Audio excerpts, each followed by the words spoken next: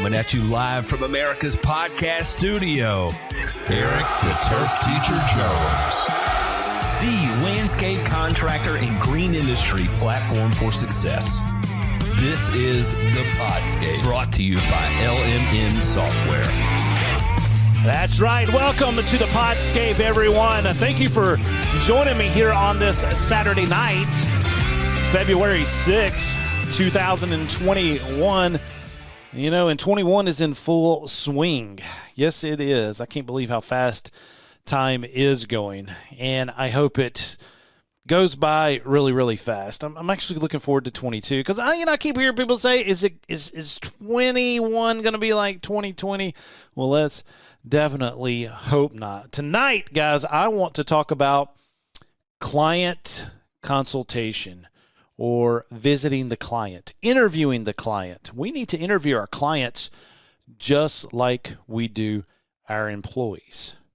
And then we need to make that initial site visit and actually visit with our potential customers on their properties and actually see what it is that they want. Now, remember, as landscape designers, as landscape contractors, or green industry pros, whatever your title is, sometimes it is up to us to help the client decide what it is that they need. We are their problem solvers.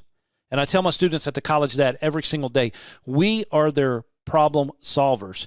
Give me a roll of trash paper and a Pentel sign pen and a site plan, and I can go to work and I can design one of the most efficient and beautiful landscapes that they are.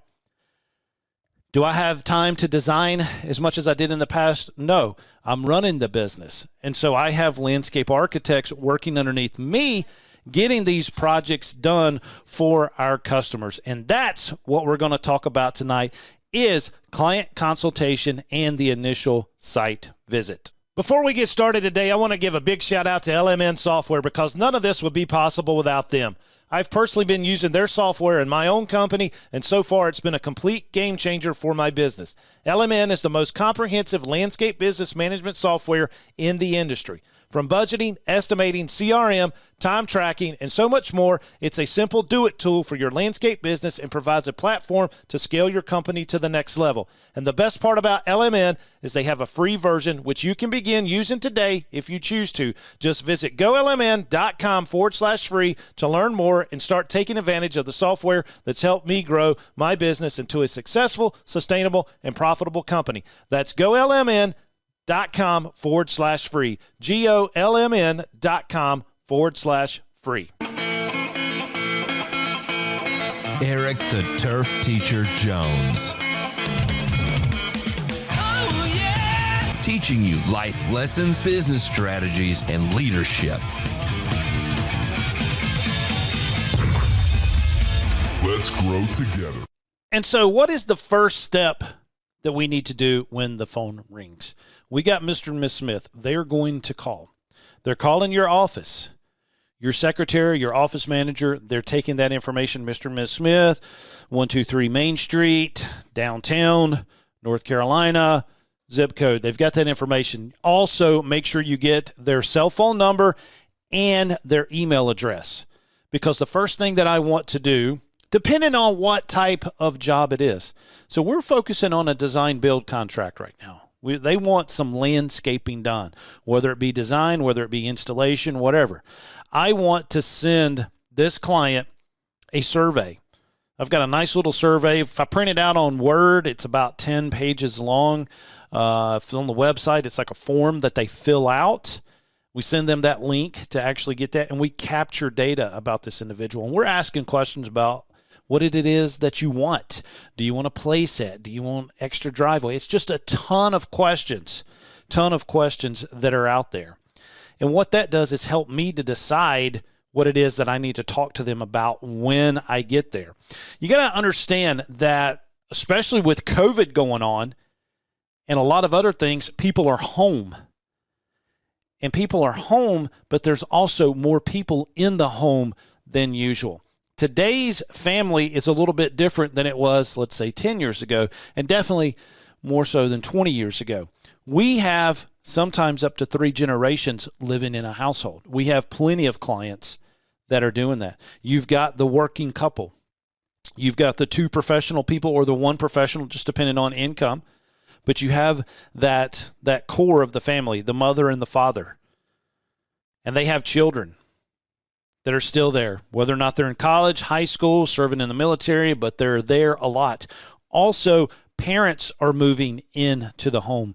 So we have a lot of clients that do have 3 generations under one roof. We even have some clients that have 4 generations under roof, because little Bobby, who got his girlfriend pregnant at 17, has his kid, every other weekend or 1 week on, 1 week off, whatever the custody arrangements are, and that grandchild, that great-grandchild, makes the 4th generation. So think about what that does. You need to figure this information out, because these customers may not ever realize this. They're going to be fighting for parking. Grandma and Grandpa's moved in because Grandma's not doing well. Grandpa still likes to get out and go get him a biscuit every morning. He's got his car. He wants to keep it. The driveways are small. Garages are small. The bedrooms are small. So it's the perfect opportunity for us as a designer, as a design build contractor, to come in and do extra things like that. So that survey gets sent out. That is the first step. We've captured their information, address, name, cell phone number, and email. That way we can easily get in touch with it. Our office manager, she's going to schedule when I'm going to meet with him.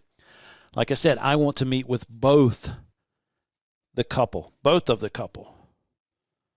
Man and wife, whatever their relationship status is, I want to meet both of them. Even though one of them might be the one writing the check, the other one still has a say-so in it. And I want that survey sent to them so I can get that information. I already know, because these questions are asking them, how many people are in the house? How many children do you have? Do you need a PlayStation outside, swing set? Are you interested in a pool? Are you interested in landscape lighting? Are you interested in the irrigation system? It's a numerous amount of questions that we ask them. And that gets the client to thinking, they're like, wow, all right, Eric's really into our property. He's wanting to help us out big time. So that gets pushed forward to them. Office manager schedules a time to go by and meet the clients. I'm reading that information. Also, I'm printing off a site survey. Our office manager will ask him, do you happen to have a survey of your property? Sometimes they will, sometimes they won't. If not, we go to Forsyth County Geodata here, our local GPS or GIS database, and we can see an aerial map with the property lines and everything on it, and the house and the footprint. We print that off. Depending on where it's at and what they've told the office manager, I'm going to go ahead and draw a site plan. I can take a survey and draw a site plan in about 10 minutes. Sweet and simple. And you're asking me, why am I doing that before I go and meet the client? Because I want to sit down with them with a sheet of vellum that I've already drawn this property. They're like, wow, he's already spent a lot of time into it. And I've actually had people say, you came prepared. Are you going to charge us for what you're doing? No, this is a part of my initial consultation. I mean, we're looking at doing, a high dollar landscape for you. I would not do this if this was a turf grass estimate, okay? I'm doing this if this is a landscape job. So I know the property. And my office manager is going to schedule me at a time that both of them are home, but she's going to tell them, hey, Eric's going to get there about 15 minutes early. If you see him walking around outside, he'll have a company truck out there. He'll have his company shirt on. He's going to go around and take some notes before he, actually meets with you. So I'm taking that survey that I've drawn, and I'm walking around the property, and I'm doing a site inventory and analysis. I'm writing down good points, bad points about this property. Is it shady? Is there wet spots in the lawn? Where would be a good place to put a vegetable garden? Where's a good place to put the swimming pool? But I'm doing that site inventory and analysis as I walk around the property, and I'm taking some colored pencils, and I'm doing that on the vellum. And I'm not doing a full scale, 24 by 36 landscape drawing. I'm probably going to do it on an 18 by 24, or sometimes even a tabloid sheet of paper, which is like 11.5 by 18, something that I can fit on my super huge clipboard. And I'm walking around and I'm doing these colored pencils. And so when I sat down at the kitchen table with Mr. and Miss Smith, I look like the expert of their property already. I do. I've measured things that I couldn't see on the geodata sheet or Google Earth. I always take a 200-foot tape and a 25-foot tape measure with me. I'm taking a camera. I like taking my iPad and taking a bunch of pictures of problem areas in their yard and good points. And the one thing that I always focus on is their views. What would be a good view? We had a customer one time that was really adamant about saving a tree that was declining. And I got to looking around. I'm like, you know what? That tree is kind of shabby. And if we took down some of the undergrowth and stuff like that, we opened up the most beautiful view of downtown Winston-Salem. That just increased their property, tenfold with that view. To be able to see the downtown Winston-Salem skyline sitting on their deck. But they were so adamant about saving some of this scrub trees and this one tree that was declining, opened up a whole new ballgame for them. Pay attention to those views. Customers don't realize what it is that they have sometimes. Remember, we are their problem solvers.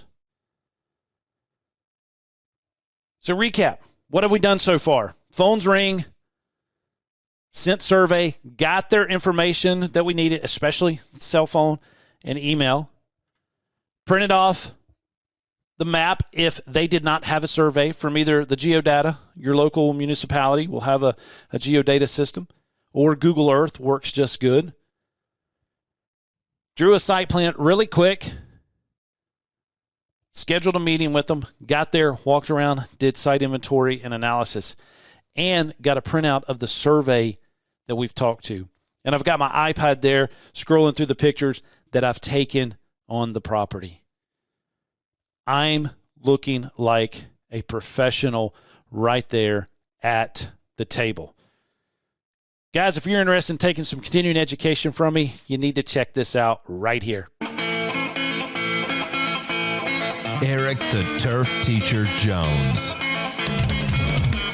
Oh, yeah! Teaching you life lessons, business strategies, and leadership. Let's grow together. If you're needing irrigation, landscape, or pesticide credits, check out my website at turfteacher.com. Every Tuesday evening at 7 p.m., we host Turf Talk Tuesday for pesticide credits and have online courses for both irrigation and landscape contractors. There are also several opportunities to get your credits at one of our seminars that we do throughout the southeastern United States and information on our Christmas lighting course. Check it out again at turfteacher.com.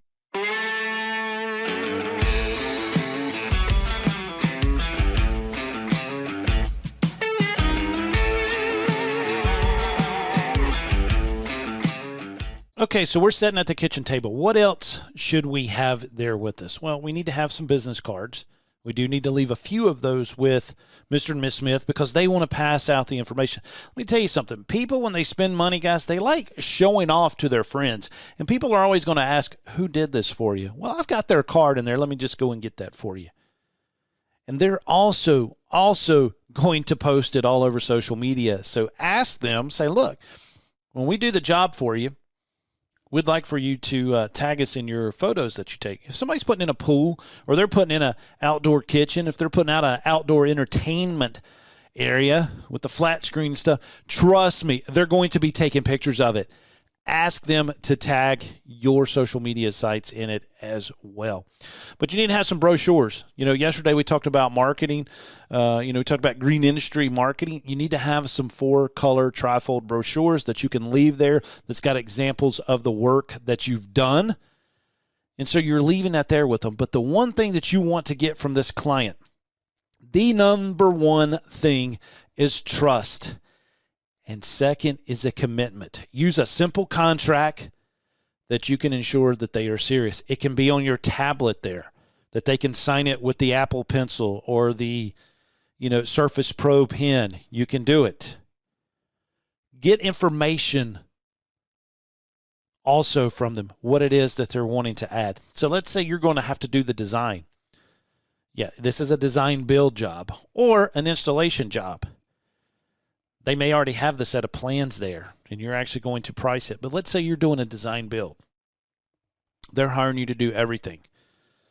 You've already got the survey. You already got that. You've taken your pictures. You've got trust. You've got commitment that they've signed it for you, because you better charge for your design. I'm getting tired of people out there saying, I do free design work just so I can get the work. No. Charge for it. Charge for it. Doing design work, you need to be anywhere from $100 to $130 an hour doing design work.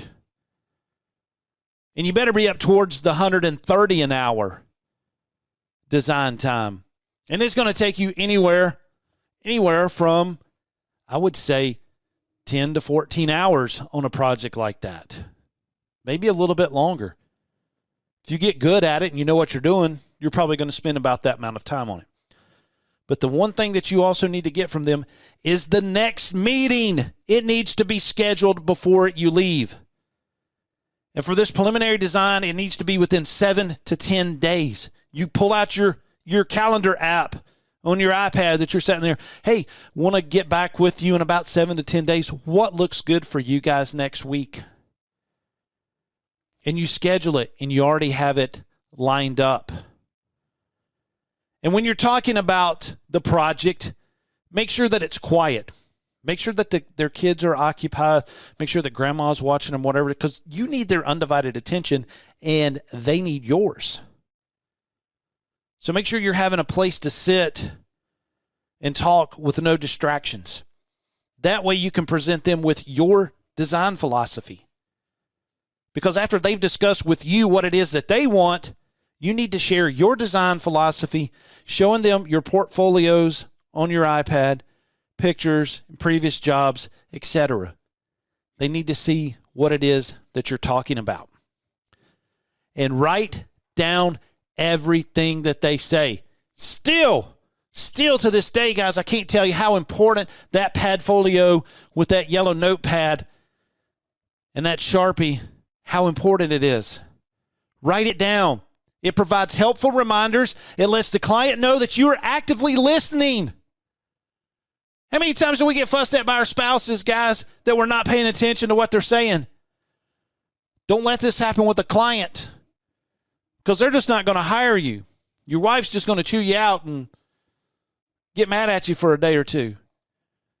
Write it down. It shows them that you care and that you want to help them. Remember, we're helping them solve their problem. What do they want? It is your job to help the client know what they want. So for the most part, just listen and don't force your opinion. But then guide them through that process. We already know the information because we've sent them the survey. We know about their family, how many people there. We know their occupation. We know what it is that they're going to do outside. Are they going to entertain? Are they going to cook? Are they going to play? We've done that site inventory and analysis. We've walked around and we've looked at the views. We've got a pretty good idea of what is going to happen. Then let's start discussing them about their preferences. Do they prefer a more natural landscape? Do they prefer a more formal landscape? Natural is free flowing. It's native plants. It's natural. But some people like that formal. I love them both. I do. I love them both. I don't think you can go wrong with either one.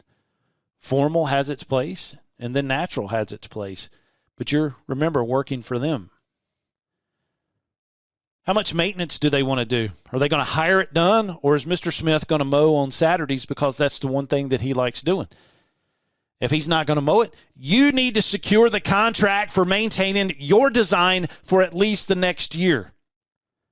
Hell, I would almost include it in the design build contract. This contract includes us taking care of the property for the next year, because we want to make sure that your design that you've hired us to do remains the way it should. And they're like, oh, okay, so it includes, oh, perfect. What are their favorite plants? Their least favorite plants? The questionnaire has information about that on there, but just double check.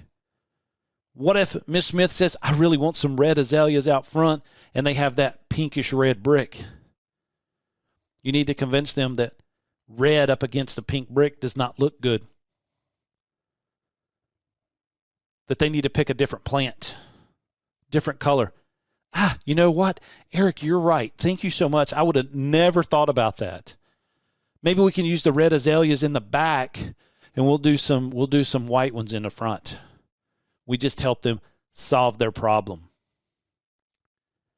But let them know what your design fees are. Have that contract. Get them to sign it. Get a payment from them. Get that down payment for the design. And get that next appointment scheduled.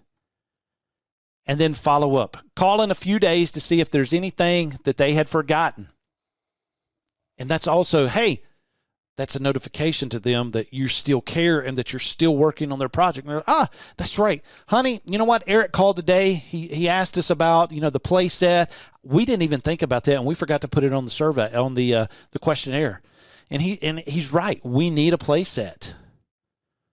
We need a play set. Our grandchildren, we're probably going to be keeping our grandchildren while our son and daughter go to work. We need that play set. And you know what? He said he's coming about. He reminded me of the appointment next week as well. And then a couple days later, they get a thank you card in the mail. Mr. and Ms. Smith, thank you so much. It was a pleasure meeting with you, talking about your design. We'll see you on the such and such date. It shows them that you care. It shows that you have interest in their job, their project, and that you are their problem solver. And leave with some money in your pocket. And trust me, they're going to feel 100% A-okay with you, comfortable with you. You've left with trust. You've left with the commitment. You've left with the down payment. And you've just secured a really, really good job. Now, what if you were to get there and things just didn't work out? Like there was some confrontation.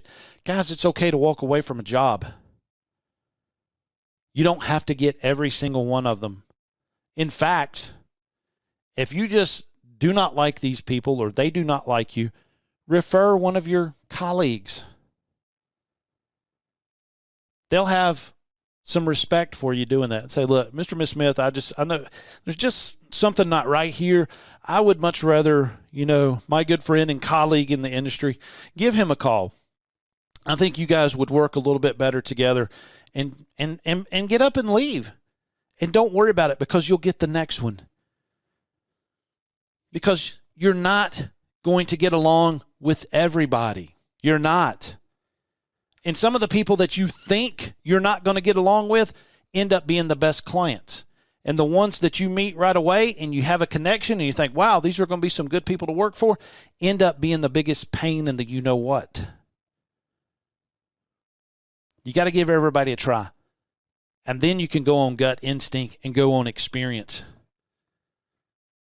But you know what? I'd much rather stay home and go broke than to go out there and work my butt off and go broke. You don't want to work for everybody. It's not going to happen. It's not going to happen. And you're going to do some work for people. And 6 months later, you're going to see another company in there. It just happens. We had a client just before Christmas this year. We did a pretty good landscape job. We landscaped around the pool. Actually, it was their neighbor's pool. We were screening it out. And they spent a pretty good chunk of money with us right before Christmas. And they spent a pretty good amount of money with us doing their Christmas decorations. We were like, wow, this is going to be a great customer to work for. They even talked about us, giving price on mowing and stuff like that.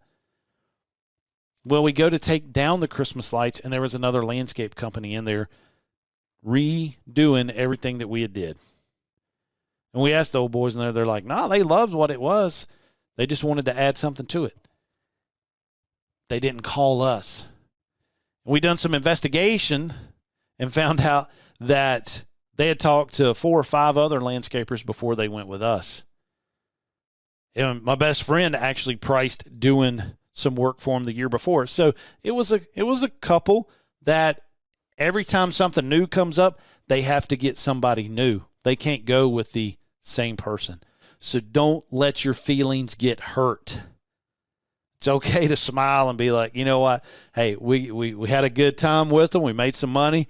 Now somebody else is in there. No big deal. No big deal. But the one thing that I want you to take away from this, guys, is don't worry about getting every single job. And once you realize that you are people's problem solver for their landscape, things will start to click. Guys, thank you so much for listening to the Podscape, and thank you for being here with me on this Saturday night. I know it's Super Bowl weekend, so I really, really appreciate it. And you know what? I'll see you in the next lecture. For more landscape business expert advice, check out golmn.com/blog. And once again, a massive shout out to LMN Software for sponsoring this podcast and making it all happen. LMN is the most comprehensive landscape business management software in the industry. From budgeting, estimating, customer relationship management, time tracking, and so much more, it's the true do-it-all tool for your landscape business and provides a platform to scale your company to the next level. And the best part about LMN is that they have a free version which you can use today if you choose to. Just visit golmn.com/free to learn more and start taking advantage of the software that's helped me grow my business into a successful, sustainable, and profitable company. That's golmn.com/free. And thanks again, everyone, and I'll see you in the next lecture. And that wraps up this episode of the Podscape. Thank you so much for joining us here, guys. I love each and every one of you. Life lessons and landscape lectures brought to you by the Turf Teacher and LMN Software. We'll see you in the next episode. Turf Teacher out.